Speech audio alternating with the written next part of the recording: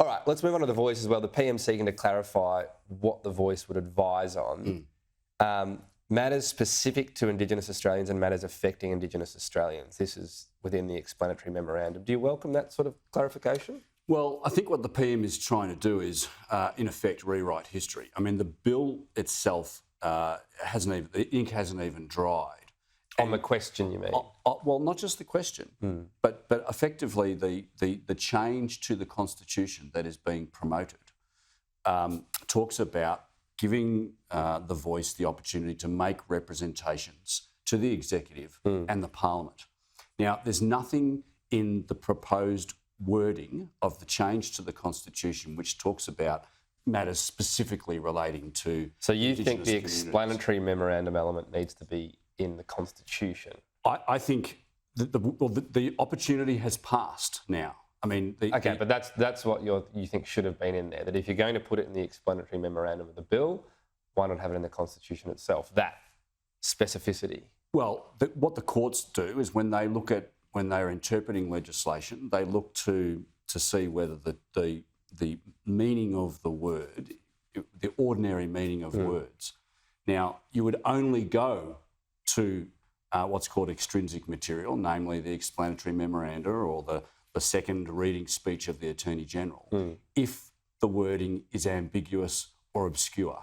So is the Prime Minister now saying, whilst the ink is still wet on the bill that's passed the Parliament this week, is he conceding that what they're proposing is ambiguous or obscure such that they now need to go to extrinsic material? Is that but what it's he's still saying? there. I mean, perhaps it's about making a minimalist change to the Constitution and having the explanation there. Because ultimately, as well, remember, it's the Parliament that legislates the voice. Subject to the Constitution, and that's the issue.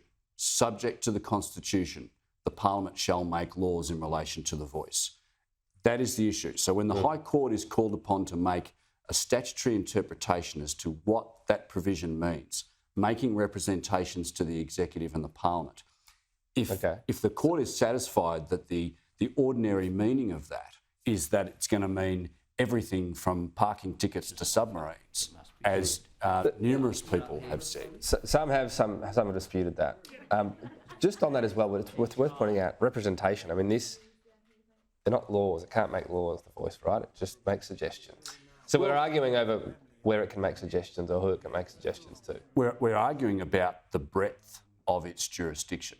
Yeah, understand. Well, it doesn't have jurisdiction in the sense that it doesn't make laws. No, It gives advice. but it has jurisdiction insofar as does it have the ability or the width of areas than which, but it's not advice, Tom. So this is the thing.